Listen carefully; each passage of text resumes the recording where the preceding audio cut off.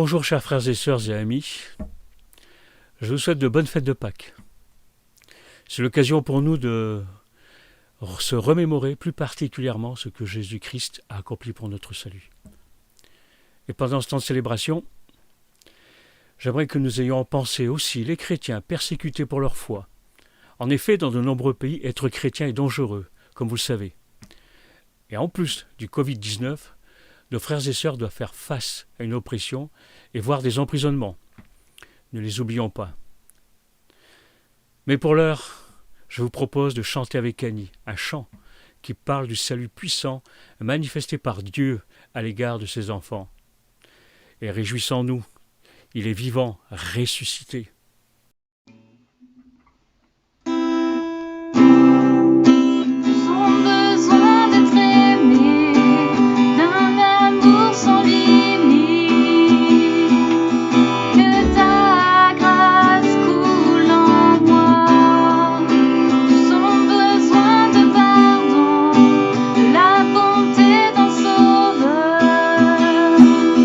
L'espoir des nations.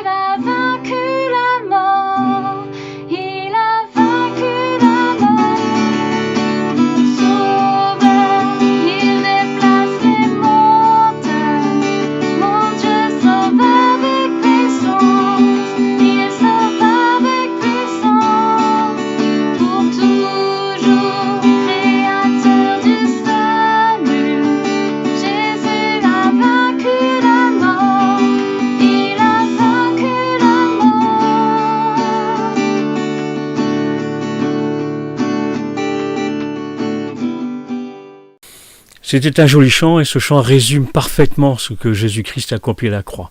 Et nous pouvons vraiment être reconnaissants envers Dieu qu'il a envoyé Jésus, son Fils, son unique, pour chacun d'entre nous. Et tous ceux qui le reçoivent deviennent enfants de Dieu, nous dira l'évangile de Jean.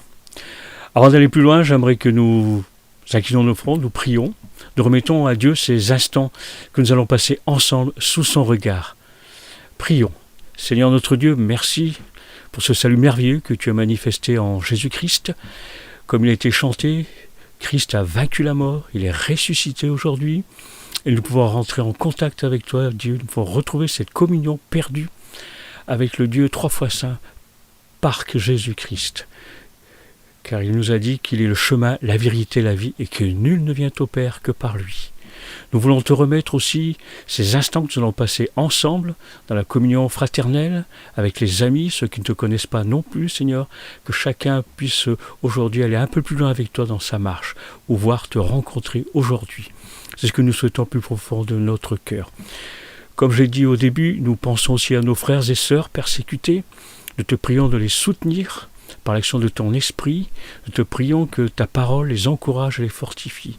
Je te prie aussi particulièrement pour tous ces responsables qui ont la charge de ton peuple et du troupeau. Afin que ton nom soit glorifié, Seigneur, que d'autres, même que les persécuteurs, puissent aussi connaître Jésus-Christ. À toi la louange, l'honneur et la puissance, dans le beau nom de Jésus. Amen. Voilà, nous allons continuer ce moment de célébration ensemble. Donc Denis, maintenant, va nous conduire dans une petite exhortation. Bonjour à tous. Je voulais, pour ce week-end, lire un passage dans la Bible, l'Ancien Testament, Ésaïe 53, ce beau chapitre que chacun de nous connaît. Cette période de Pâques, nous voulons nous rappeler un sacrifice qui a été accompli de façon certes très cruelle quand on regarde tout ce que le Seigneur a subi pour chacun de nous, mais le poids qui pesait sur nos épaules, le poids de nos péchés, eh bien, il a fallu qu'il soit payé par notre Seigneur Jésus-Christ. Et donc, pour pouvoir commencer peut-être cette première partie de culte, je vous propose de faire cette lecture et je commencerai à partir du verset 13 du chapitre 52, puisque c'est un peu le commencement du chapitre 53. Voici mon serviteur agira en toute sagesse. Il sera haut placé, bien élevé, très élevé, grandement exalté. Beaucoup ont été horrifiés tellement son visage était défiguré et tant son apparence n'avait plus rien d'humain. Car il accomplira le rite de l'aspersion pour des peuples nombreux. Les rois, à son sujet, resteront bouche close, car ils verront eux-mêmes ce qui ne leur avait pas été raconté. Ils comprendront ce qui ne leur avait pas été annoncé. Qui a cru à notre message? À qui a été révélée l'intervention de l'Éternel? Il a grandi, tout droit, comme une jeune pousse, ou comme une racine sortant d'un sol aride. Il n'avait ni prestance, ni beauté pour retenir notre attention, ni rien dans son aspect qui pût nous attirer. Il était méprisé, abandonné des hommes, homme de douleur, habitué à la souffrance. Oui, il était semblable à ceux devant lesquels on détourne les yeux. Il était méprisé, et nous n'avons fait de lui aucun cas. Pourtant, en vérité, c'est de nos maladies qu'il s'est chargé. Et ce sont nos souffrances qu'il a prises sur lui. Alors que nous pensions que Dieu l'avait puni, frappé et humilié, mais c'est pour nos péchés qu'il a été percé. C'est pour nos fautes qu'il a été brisé. Le châtiment qui nous donne la paix est retombé sur lui. Et c'est par ses blessures que nous sommes guéris. Nous étions tous errants, pareil à des brebis. Chacun de nous allait par son propre chemin. L'Éternel a fait retomber sur lui les fautes de nous tous. Il était maltraité et il s'est humilié. Il n'a pas dit un mot. Semblable à un agneau mené à l'abattoir, tout comme la brebis muette devant ceux qui l'attendent. Il n'a pas dit un mot. Il a été arraché à la vie avec violence, suite à un jugement. Et qui, parmi les gens de sa génération, s'est soucié de son sort lorsqu'on l'a retranché du pays des vivants? Il a été frappé à mort, à cause des péchés que mon peuple a commis. On a mis son tombeau avec celui des criminels, et son sépulcre avec celui des riches, alors qu'il n'avait pas commis d'acte de violence, et que jamais ses lèvres avaient produit la tromperie. Mais il a plu à Dieu de le briser par la souffrance. Bien que toi, Dieu, tu aies livré sa vie en sacrifice de réparation, il verra une descendance, il vivra de longs jours, et il accomplira avec succès ce que désire l'Éternel. Car après avoir tant souffert, il verra la lumière et il sera comblé.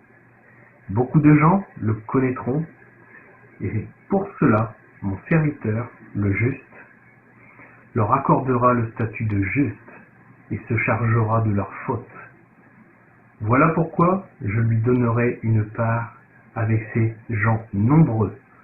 Il partagera le butin avec la multitude, car il s'est dépouillé lui-même jusqu'à la mort, et s'est laissé compter parmi les malfaiteurs, car il a pris sur lui les fautes d'un grand nombre. Il a intercédé en faveur des coupables. Voilà ce texte que je voulais partager avec vous. Nous rappeler simplement que l'amour de Dieu s'est manifesté pleinement à la croix. Il a certes poussé ce grand cri, Père, pourquoi m'as-tu abandonné? Mon Dieu, pourquoi m'as-tu abandonné? Il a dû pour un temps être séparé de Dieu, mais parce qu'il était juste et parce qu'il devait passer par la mort, mais aussi par la mort et aussi avec le sang, puisque sans le sang versé, il ne peut y avoir de rédemption. Le Seigneur l'a fait, il a été jusqu'au bout. Et nous pouvons être reconnaissants encore aujourd'hui de ce que son amour l'a poussé à aller jusqu'au bout pour chacun de nous, parce qu'il nous aime. Et que cet amour, il l'a manifesté. Et que cet amour, il le manifeste encore aujourd'hui parce que ses promesses, comme nous le savons, eh bien, sont oui et amen. Ces promesses sont certaines et véritables et elles sont pour chacun de nous, nous qui avons placé notre foi dans notre Seigneur. Alors que Dieu vous bénisse et que ce temps de Pâques, eh bien, soit un rappel pour chacun de nous de la bienveillance de notre Dieu envers chacun de nous et aussi de ce qu'il a accompli à la croix avec passion. Parce que c'est la passion des âmes, c'est la passion de Dieu qui s'est manifestée au travers de lui. Que Dieu vous bénisse.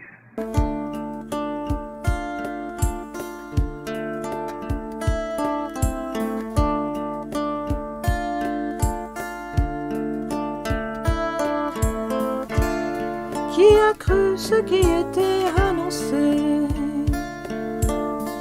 À qui la puissance de Dieu a été révélée?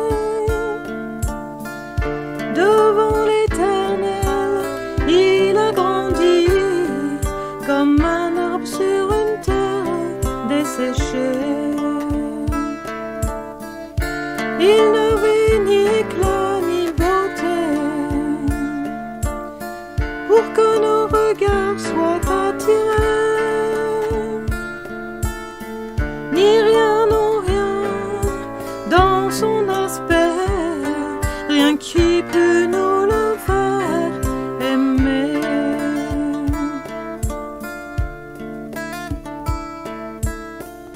Pourtant il portait nos maladies, de nos douleurs il s'était chargé, et nous pensions qu'il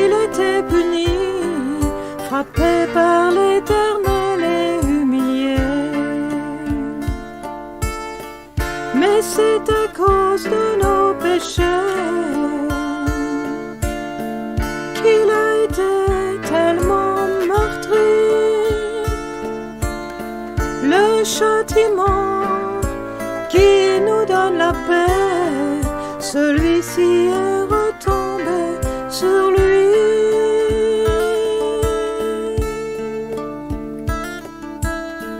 Dieu par la souffrance l'a brisé,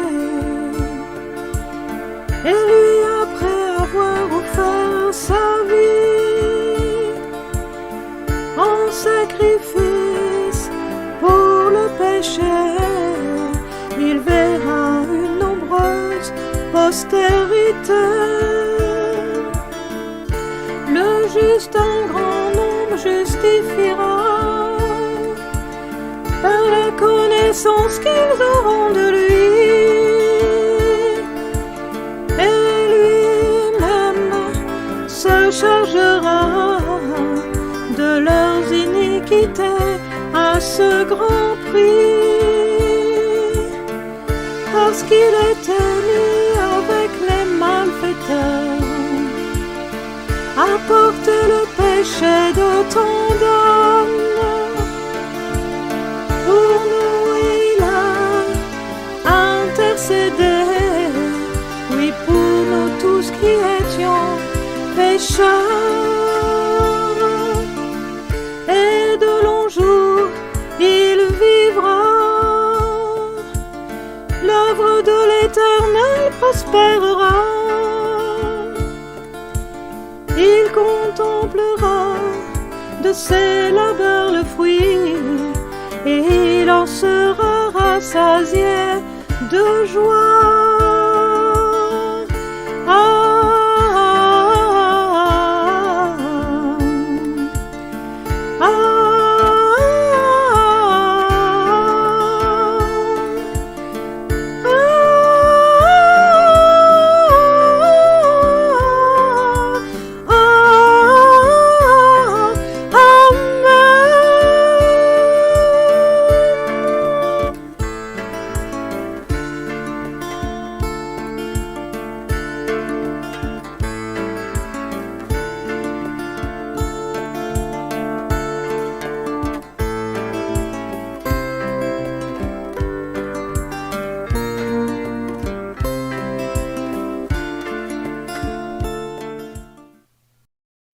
Alors bonjour frères et sœurs, donc nous sommes ravis de passer ce moment avec vous. Et bien sûr de partager ce chant, Abba Père, que nous vous invitons à reprendre avec nous. Mais j'aimerais dans un premier temps partager un verset dans Éphésiens 1:4 exactement. Voici ce qu'il dit. En lui, en Jésus, Dieu nous a élus avant la fondation du monde pour que nous soyons saints et irrépréhensibles devant lui, nous ayant prédestinés dans son amour à être ses enfants d'adoption par Jésus-Christ, selon le bon plaisir de sa volonté. Oui, Dieu consacre plus de temps à sa créature que nous lui en consacrons. Donc profitons de ce temps de confinement pour nous rapprocher davantage de lui.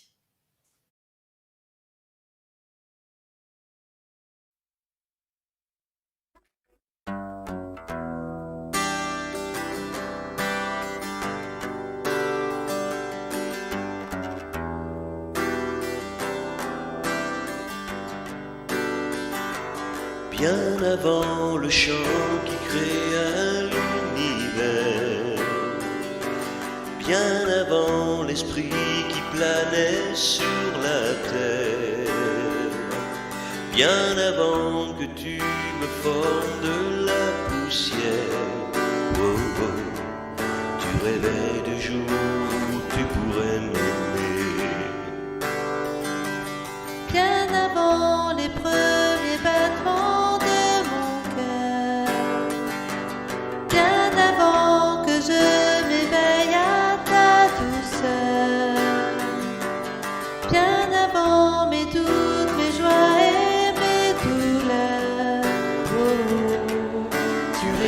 du jour où je pourrais t'aimer.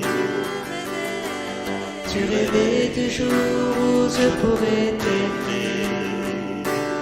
Abba Père, je suis à toi. Abba Père, je suis à toi. Abba Père, je suis à toi. Abba Père, je suis à toi.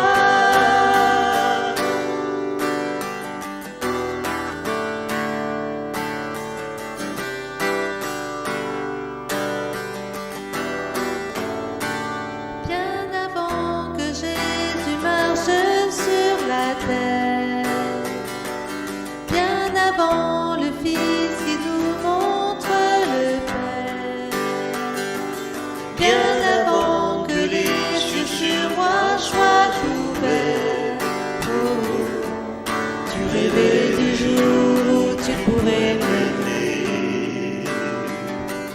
Bien avant que mon péché brise ton cœur, bien avant que coule le sang et la sueur, bien avant les clous, le froid et la douleur, oh, tu rêvais du jour où je pourrais t'aimer.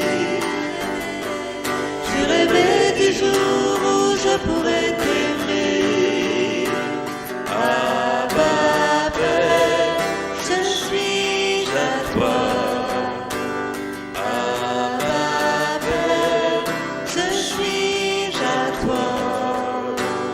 Abba Père, je suis à toi. Abba Père, je suis à toi. Abba Père, je suis émerveillé, saisi par l'immensité de ton amour pour moi. Abba Père, si grande est ta tendresse, ton cœur est grand ouvert et je viens plonger dans tes bras. Abba Père, je suis émerveillé, saisi par l'immensité de ton amour pour moi. Abba Père, si grande est ta tendresse, ton cœur est grand ouvert et je viens plonger dans tes bras. Abba Père, je suis à toi. Abba Père, je suis à toi. Abba Père, je suis à toi. Abba Père, je suis à toi.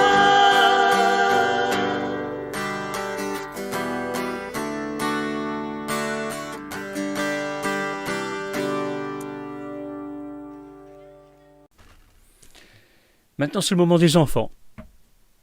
Gabriel avait proposé un petit bricolage, un travail manuel, autour de la résurrection. Donc Brigitte et Nolwenn ont concocté un petit quelque chose, vous allez le voir ça tout de suite. Ensuite, Ruth a eu la permission par les éditions Bellef d'utiliser une de leurs vidéos. Donc restez là les enfants, c'est pour vous.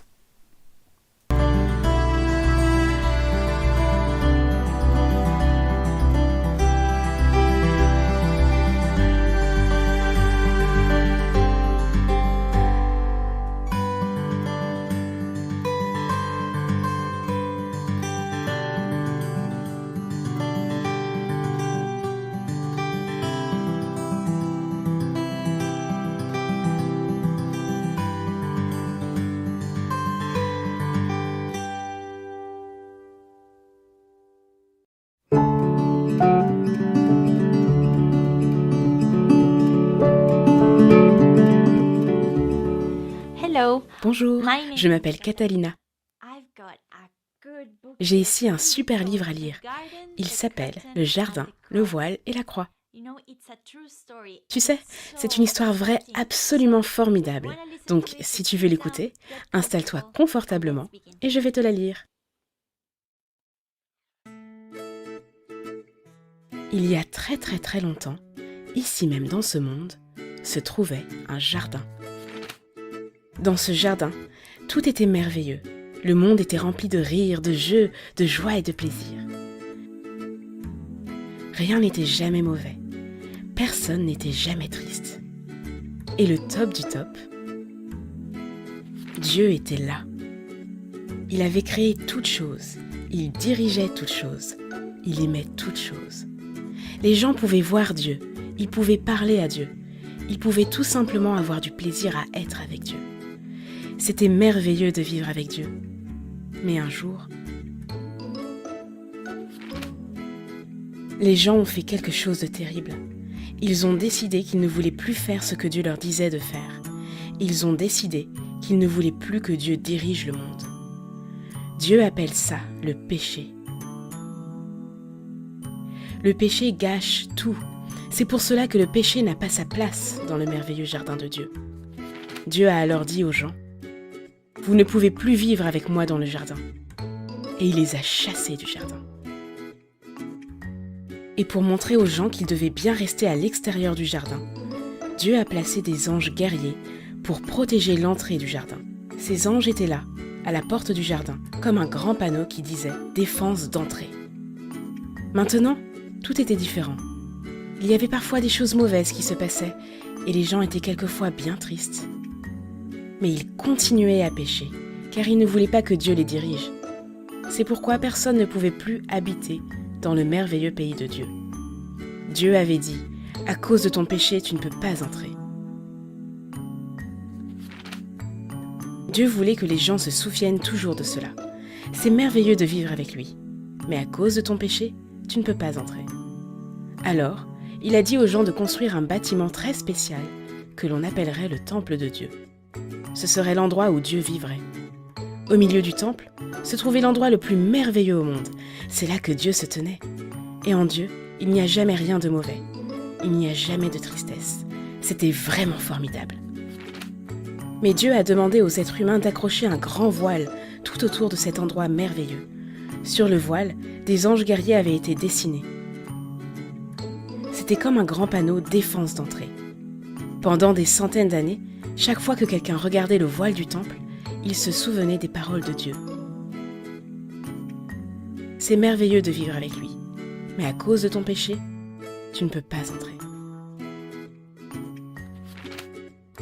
Les enfants sont devenus grands et ont eu des enfants. Et ces enfants sont devenus grands et ont eu des enfants. Et ces enfants sont devenus grands et ont eu des enfants. Des centaines d'étés et des centaines d'hivers ont passé. Et le voile défense d'entrée était toujours à sa place dans le temple. Puis un jour, le Fils de Dieu est venu vivre dans ce monde, sous la forme d'un être humain. Il s'appelait Jésus. Jésus a toujours fait ce que Dieu voulait qu'il fasse. Jésus n'a jamais péché. Et Jésus est allé dans le temple où le voile défense d'entrée était accroché. Jésus savait qu'il y avait parfois des choses mauvaises qui se passaient et que, quelquefois, les gens étaient tristes. Jésus disait que Dieu l'avait envoyé pour ouvrir à nouveau l'entrée du merveilleux pays de Dieu, là où il n'existerait rien de mauvais, là où personne ne serait jamais triste. Mais les gens ne voulaient toujours pas que Dieu les dirige. Alors ils ont décidé de mettre Jésus sur une croix pour le faire mourir. C'était la chose la plus mauvaise de toute l'histoire des hommes. C'était le jour le plus triste de tous les temps. Mais Jésus avait un plan. Il avait prévu de mourir sur la croix. Quel étrange projet! Pourquoi le Fils de Dieu avait-il voulu mourir? Sur la croix, Jésus a pris notre péché. Toutes ces mauvaises choses que nous faisons et qui nous rendent tristes, Jésus les a toutes portées à notre place. Et quand il a fait cela, quelque chose s'est passé. Quelque chose d'extraordinaire, d'époustouflant, de stupéfiant. Le voile s'est déchiré. Dieu avait arraché le panneau défense d'entrée. Le merveilleux pays de Dieu est à nouveau ouvert. Parce que Jésus est mort, nous pouvons y entrer. après la mort de Jésus, ses amis l'ont mis dans un tombeau. Ils étaient très tristes. Pendant 2 jours, rien ne s'est passé.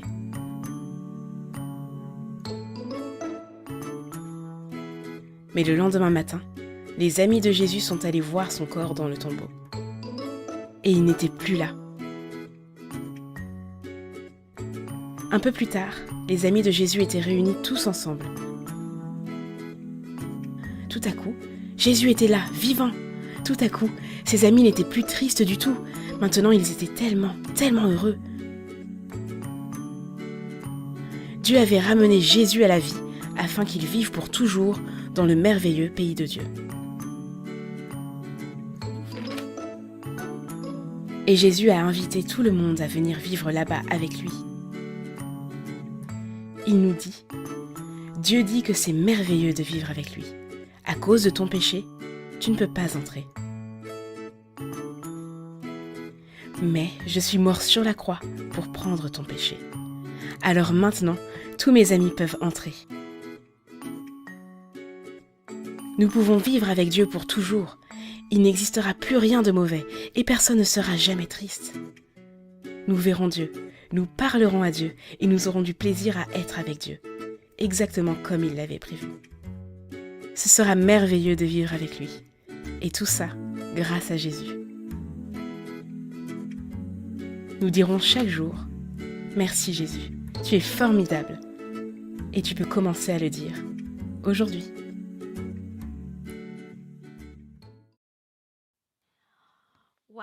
Waouh, n'est-ce pas merveilleux? Tu sais, l'histoire de ce livre, c'est l'histoire de la Bible tout entière. Tu peux y apprendre comment Dieu a créé son monde parfait au tout début de la Bible, dans un livre appelé la Genèse. L'histoire de Jésus venu nous sauver se trouve dans les livres que l'on appelle les évangiles.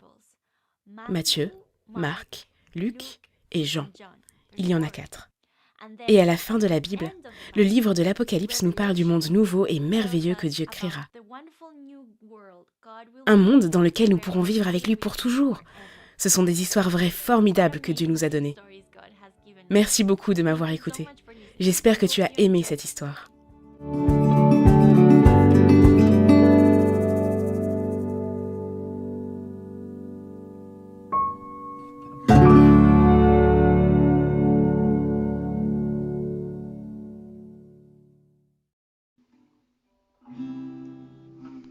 Tu m'as ébloui par tes mélodies, tu m'entoures d'un chant d'amour, chant de délivrance devant mes ennemis, toutes mes craintes s'enfuient. Je ne suis plus esclave de la peur, je suis enfant de Dieu. Je ne suis plus esclave de la peur, je suis enfant de Dieu. Avant ma naissance, tu m'avais choisi et appelé par mon nom. Tu m'as adopté, je suis de ta famille. Ton sang coule dans tes veines. Non, je ne suis plus esclave de la peur. Je suis l'enfant de Dieu. Non, je ne suis plus esclave de la peur. Je suis enfant de Dieu. Tu fends la mer et je peux la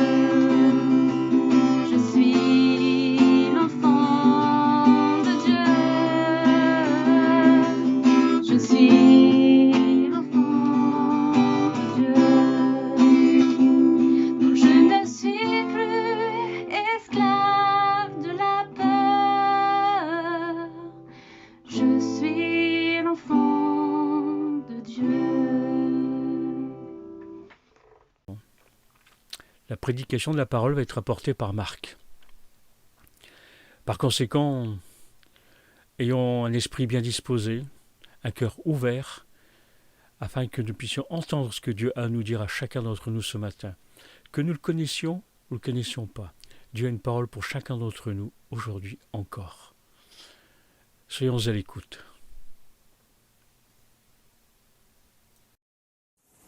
Bien, chers frères et sœurs, chers amis, j'espère que vous allez bien.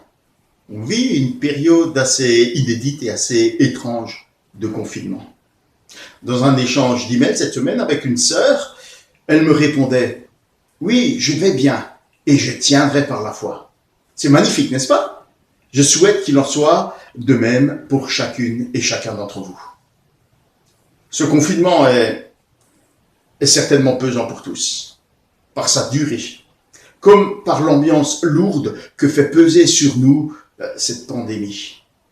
L'angoisse est encore amplifiée par les mauvaises nouvelles qui nous inondent par les chaînes d'information. J'échangeais quelques mots l'autre jour avec le voisin à travers la rue et il me disait combien toutes ces mauvaises nouvelles, lui sapaient le moral. Et pour vous, qu'en est-il? Alors je vous propose que cette bonne nouvelle de Pâques, la fête de la victoire de Jésus-Christ, c'est une excellente nouvelle, qu'il vaut la peine de célébrer et de partager. Elle nous redonne espoir, elle renouvelle notre espérance. Le chapitre 9 d'Ésaïe s'ouvre sur cette promesse. Il n'y aura pas pour toujours des ténèbres dans ce pays envahi par l'angoisse. C'est cette promesse que Jésus, la lumière du monde, réalise par la victoire éclatante sur le péché et sur la mort. En cette période où les profiteurs et les prophètes de malheur sont très actifs par les fake news, il est très rassurant de savoir que la résurrection de Jésus n'est pas le fake imaginé par des militants ou des activistes illuminés du 1er siècle. Paul démontre dans la première partie de 1 Corinthiens 15 que la résurrection des morts a été inaugurée par Jésus-Christ. C'est un fait historique, incontestablement établi. D'ailleurs, souligne-t-il, cet événement est le principal fondement de tout l'évangile. Sans la résurrection, notre foi n'aurait aucun sens. Alors d'un côté, c'est rassurant. Mais d'un autre côté, cela nous fait vivre dans une tension entre ce que nous vivons concrètement dans notre quotidien, pas toujours très rose d'ailleurs, et les promesses accomplies par Jésus-Christ en notre faveur. Cette tension, elle existe pour notre bien.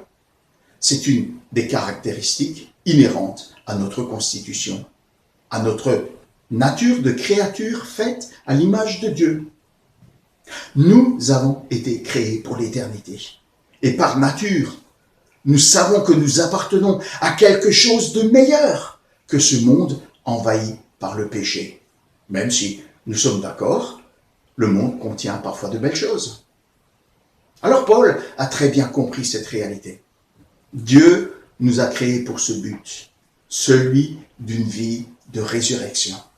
Cette vie nouvelle et éternelle est obtenue pour nous par la mort et la résurrection de son Fils, Jésus-Christ. Je vous invite à faire la lecture de 1 Corinthiens 15 qui nous parle de la résurrection. On va parler plus précisément des versets 35 à 58. Et je vous propose que ce que Paul veut nous dire au travers de ces versets, c'est d'abord que notre corps a été créé en vue de la résurrection. On voit cela dans les versets 35 à 49. Comment c'est possible? Comment un corps hors d'usage que l'on met en terre peut-il ressusciter? Vous savez, ça n'avait aucun sens pour les Corinthiens et pour tous les Grecs de l'époque de Paul. Et probablement, ça n'a pas plus de sens aujourd'hui, n'est-ce pas? Paul, pour illustrer, utilise une comparaison tirée de la botanique. Alors, dans notre église, on a des jardiniers experts. Et il serait bien mieux que moi vous expliquer que les petits radis qui se trouvent dans leur potager sont le résultat de petites graines qu'ils ont semées en terre, qu'ils ont arrosées, et pour le reste, après une nécessaire période de repos, ça se fait tout seul. Il ne viendrait à l'idée de personne d'acheter des radis arrivés à maturité chez le maraîcher pour les planter dans son potager. Alors ce qui est vrai pour les radis l'est également pour les fleurs les plus belles, ainsi que pour les arbres, qu'ils soient fruitiers ou d'ornement, ainsi que pour toutes les plantes dans toute la richesse de leur diversité. Une graine, parfois minuscule, produit une plante, petite ou grande, agréable à manger ou agréable à la vue. Ça marche aussi pour les ronces et pour la mauvaise herbe. Mais Jésus s'est servi de cette image dans les paraboles sur le royaume de Dieu. Il dit: le grain de sénévé, qui est si petit, produit un buisson si important que les oiseaux peuvent venir y nicher. Mais même si la différence est grande, il y a continuité entre la graine et ce qu'elle produit. On ne sème pas des graines de salade si on veut obtenir des tomates, n'est-ce pas? Alors sur quoi Paul veut-il attirer notre attention? Notre corps, dit-il, est comme une graine. Lorsqu'on la met en terre, nous pouvons avoir l'absolue certitude que ce n'est pas définitif. Pourquoi? Parce que nous avons été créés pour cela. Notre corps est créé pour être semence. Si vous plantez une graine en terre, elle devient semence. Elle meurt et produit une plante selon la variété de son espèce. S'il existe une continuité entre la semence et la plante qu'elle produit, il y a aussi une discontinuité. Dans la botanique, elle est évidente. Il suffit de comparer un gland à un chêne centenaire et ça frappe immédiatement le regard. Alors pour le croyant, il en sera de même. Lors de la résurrection, notre corps sera transformé et il sera radicalement différent. Ce sera toujours notre corps, mais avec la description, avec les caractéristiques suivantes. D'abord, il sera incorruptible. Ça sera fini de voir nos corps touchés par la maladie, par les handicaps, par les déficiences mentales, par la vieillesse. Notre nouveau corps sera inaltérable, d'une durée de vie éternelle. Ce nouveau corps sera aussi glorieux, parce que ce corps actuel, avili par le péché, il en sera débarrassé à tout jamais. Ce corps insignifiant à l'échelle de l'univers, sujet aux défauts, vulnérable aux agressions extérieures, sera plein d'éclat, d'une beauté éblouissante, participant de la splendeur de Dieu, jouissant d'une gloire éternelle. Il sera aussi plein de force, plus de faiblesse, ni de déchéance physique, mais une force, une puissance inépuisable. Enfin, ce sera un corps céleste, débarrassé de sa condition psychique, naturelle, terrestre limitative que le caractérise aujourd'hui. Nous ne serons plus glébeux retournant à la glèbe, comme l'écrit Chouraki. Cela laisse entrevoir bien des possibilités qui aujourd'hui nous sont totalement inconnues. Alors qu'un pasteur enseignait la résurrection corporelle à un groupe de préados, l'un d'entre eux, certainement complexé, lui a demandé: quand le Seigneur va ressusciter mon corps, est-ce que je serai encore gros? Alors je ne sais pas si vous vous posez ce genre de questions. Peut-être y a-t-il des sœurs qui sont brunes et qui auraient tellement aimé être blondes avec des yeux bleus. Ou peut-être des sœurs blondes qui auraient préféré être brunes, ne serait-ce que pour échapper au black idiot. Peut-être y a-t-il des frères de petite taille qui souhaiteraient être plus grands pour ne plus être ignorés, alors que d'autres, plus élancés, aimeraient tellement être plus petits afin de se faire moins remarquer. Je n'ai pas de réponse plus détaillée que ce que la Bible enseigne, à savoir que nous portons aujourd'hui dans notre corps l'image du terrestre. Mais un jour, l'image de Dieu sera parfaitement rétablie dans notre nouveau corps ressuscité. J'espère que cette réponse dissipe toutes vos inquiétudes et met un terme à vos complexes. Dans 2 Corinthiens 5, les versets 1 et suivants, Paul utilise une autre image pour illustrer cette vérité.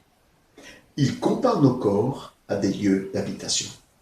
Notre corps actuel est comparé à une tente et notre corps futur à un édifice. Là aussi, on a dans l'Église un spécialiste passionné, intarissable sur le sujet de l'architecture. Alors, un édifice, c'est un ouvrage architectural aux proportions importantes. C'est un assemblage qui évoque une construction agencée avec art. C'est un ensemble vaste ou complexe dont les éléments sont organisés. Alors, est-ce qu'on peut comparer une simple tente avec le palais du Louvre, avec celui de l'Élysée, ou encore avec Versailles? À vrai dire, une tente n'est même pas comparable à la plus modeste de nos maisons. Waouh! Dieu a introduit dans notre corps cette puissance de vie et de transformation lors de notre création. C'est époustouflant, non? Il faut que le corps actuel meure, qu'il passe par une nécessaire période de repos dans l'attente de l'événement qu'il fera relever, transformer. Mais cela suscite une question. Pourquoi ressusciter notre corps? Pourquoi ne pas en recréer un, tout nouveau, tout beau? Dieu en est sans doute capable, n'est-ce pas? Alors, je vous laisse y réfléchir un moment. Notre corps est créé en vue de la résurrection. Je vous propose que Paul introduit une seconde idée dans ce texte. La résurrection marque notre entrée dans la gloire, des versets 50 à 53. Et ici, Paul nous révèle un mystère. Il y a là rien de mystique. Il s'agit simplement d'une partie du plan de Dieu qui a été cachée jusqu'à ce jour, mais qui est maintenant révélée. Et c'est l'apôtre Paul qui est chargé de cette révélation. Le contenu de ce mystère, c'est qu'à un moment fixé par Dieu dans l'histoire de l'univers, les croyants morts ressusciteront et seront transformés en une fraction de seconde avec ceux qui seront encore en vie à ce moment-là.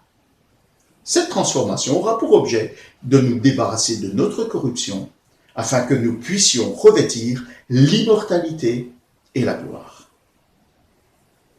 Les corps de nos frères et sœurs qui sont décédés reposent en attendant le signal de la résurrection. Mais de quel signal s'agit-il? Paul nous dit le son de la dernière trompette. Alors là, on s'aventure sur un terrain difficile. On touche aux convictions eschatologiques, aux convictions touchant à la fin des temps, au retour de Jésus-Christ. Alors je voudrais simplement faire une remarque. Certains commentateurs font correspondre cette dernière trompette avec les trompettes qui sont dans le chapitre 11 de l'Apocalypse de Jean. Alors il n'est pas certain que ce rapprochement soit à propos, et voici quelques raisons. D'abord, parce que les érudits qui datent la rédaction des différents textes de la Bible sont assez précis en ce qui concerne le livre de Corinthiens. L'épître aux Corinthiens elle aurait été rédigée par Paul aux alentours de 54-55 après Jésus-Christ. Par contre, les érudits débattent sur la rédaction de l'Apocalypse de Jean. Pour les tardifs, elle aurait été rédigée aux alentours de 95 sous le règne de Domitien, qui était un persécuteur acharné des chrétiens.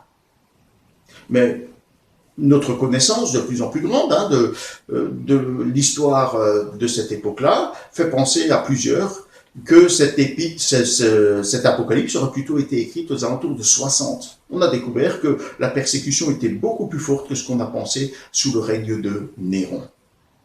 Quelle que soit la date de la rédaction de l'Apocalypse, Paul ne pouvait pas y faire référence, puisqu'il a écrit son épître avant que Jean ne rédige l'Apocalypse. Il ne pouvait donc pas faire référence aux trompettes du texte de l'Apocalypse.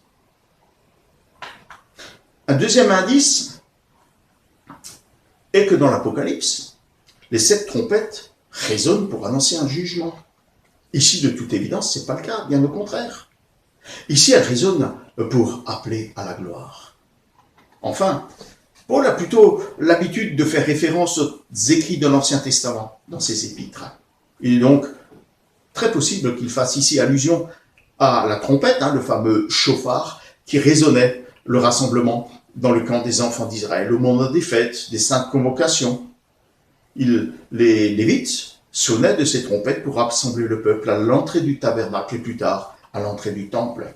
Alors ici, Paul évoque la dernière trompette, tout simplement parce qu'il s'agit du tout dernier rassemblement du peuple de Dieu pour vivre définitivement dans la présence de Dieu. Le psaume 89 y fait référence quand il dit « Heureux le peuple qui connaît le son de la trompette, il marche à la clarté de ta face, ô Éternel » au verset 16. La version Colombe traduit « Heureux le peuple attentif au cri d'appel éternel ».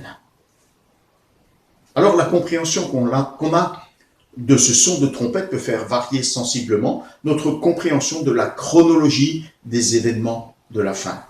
Mais je ne veux pas m'attarder sur ce sujet.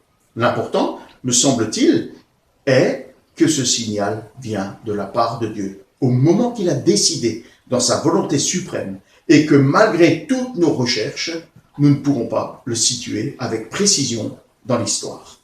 D'ailleurs, Jésus souligne que ce qu'il attend de ses disciples, c'est pas de deviner le moment de son retour, mais de se tenir prêt. Ce qui est clair, ce qui est certain, et ce que nous dévoile ce texte, c'est que le son de cette trompette nous fera entrer dans la gloire.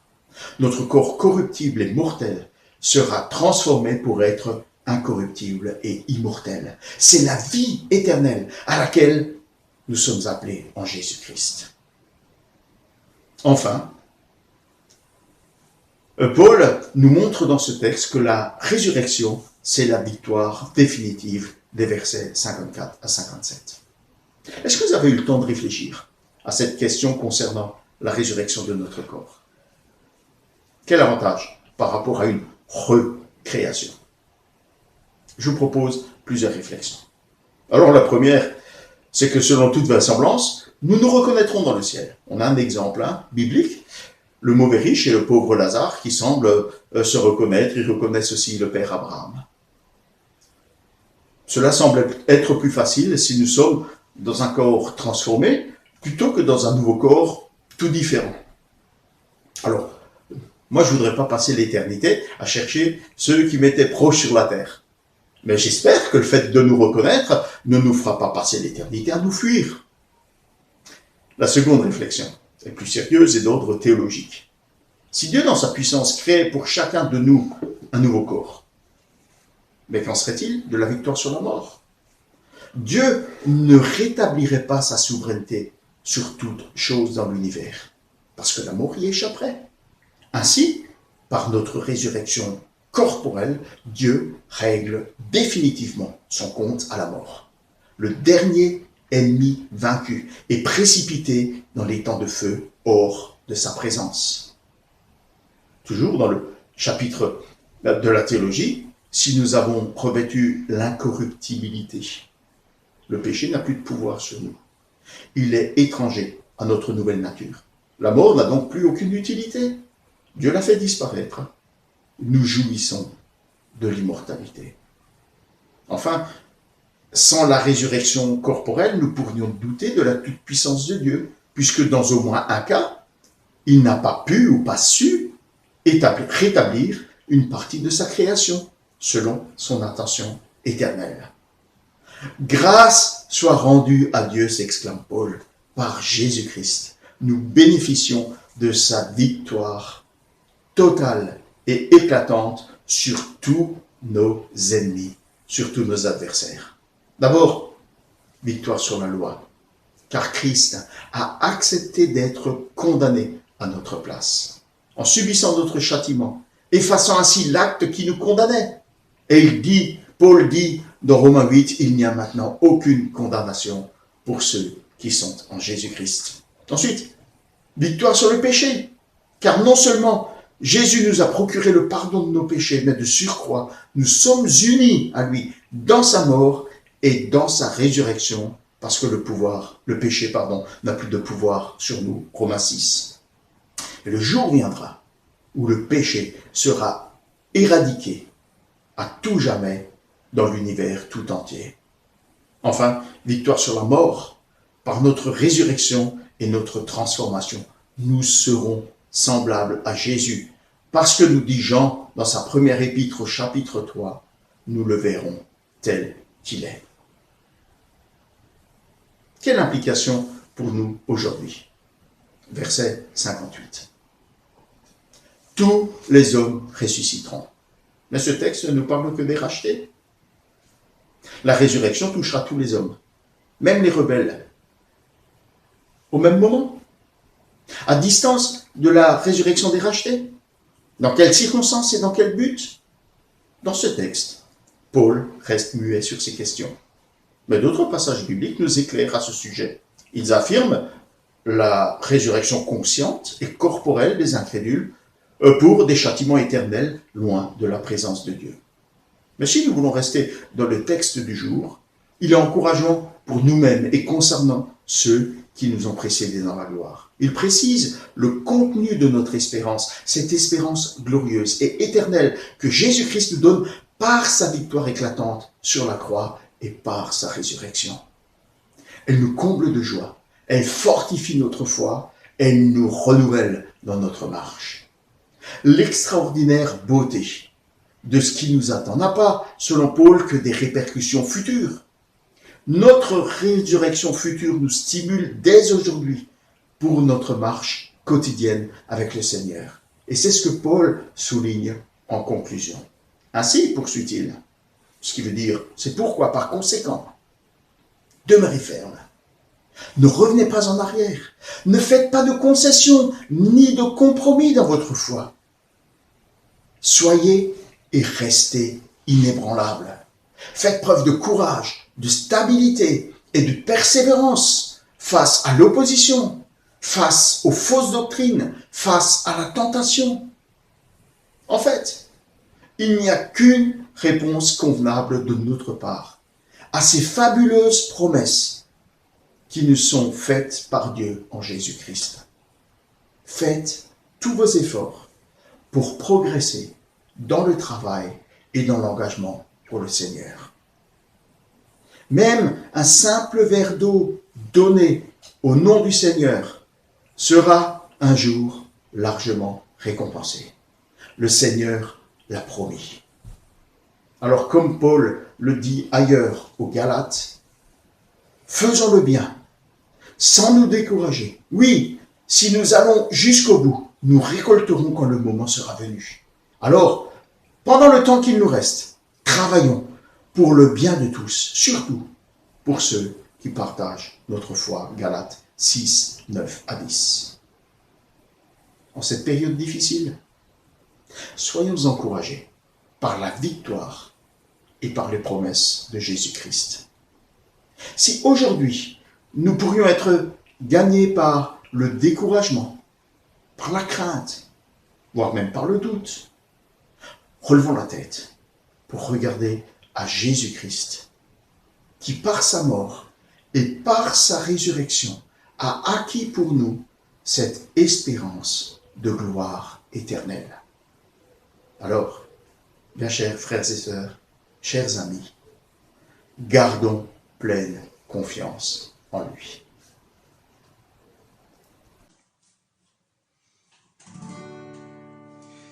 Victoire au Seigneur de la vie, victoire au Dieu de l'infini,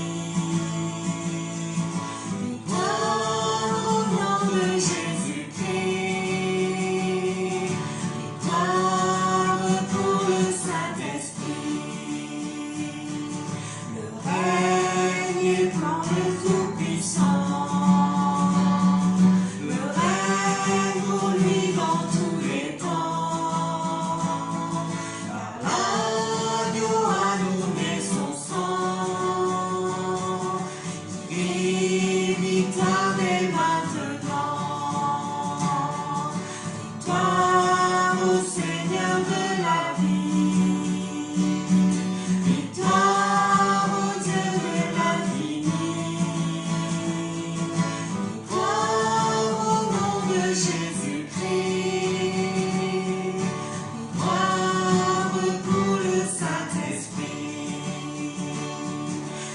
grand.